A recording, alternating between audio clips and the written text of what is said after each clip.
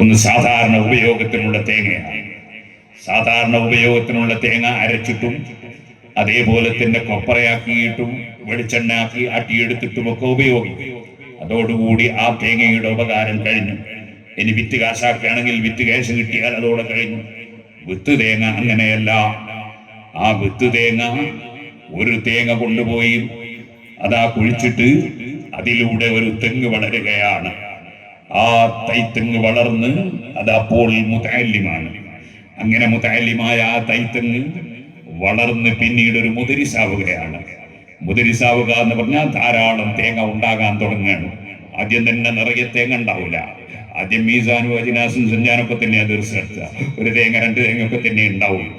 പിന്നെ ആ തെങ്ങ് വളർന്ന് വലുതായി പിന്നെ നിറയെ 100, 150, 200 ഒക്കെ തേങ്ങ ഉണ്ടാകുകയാണ്. ആ തെങ്ങിൽ നിന്നുണ്ടാകുന്ന തേങ്ങ വീണ്ടും അതിൽ നിന്ന് പലതും വിത്തുതേങ്ങയായി പോവുകയാണ്. കുറെ തേങ്ങകൾ ഉപയോഗത്തിലും പോവുകയാണ്. ഇതുപോലെയാണ് ദർസ് നടത്തുന്ന മുദരിസ്. അദ്ദേഹത്തിന്റെ ദർസിൽ നിന്ന് പഠിച്ച ഒരാൾ അത് വിത്തുതേങ്ങയായി വരുമ്പോ മുദരിസായി വരുമ്പോ അദ്ദേഹത്തിന്റെ കീഴിൽ കുറെ ആളുകൾ പഠിച്ചു വളരുകയാണ്. അവര് വലിയ ആലിമീങ്ങളാകുമ്പോ അവരെ ശേഷം കുറെ മുതഅല്ലിമീങ്ങളെ വളർത്തി ആലിമീങ്ങളെ ഉണ്ടാക്കുകയാണ്. ഇതൊരു ചെറിയ ഭാഗ്യമല്ല.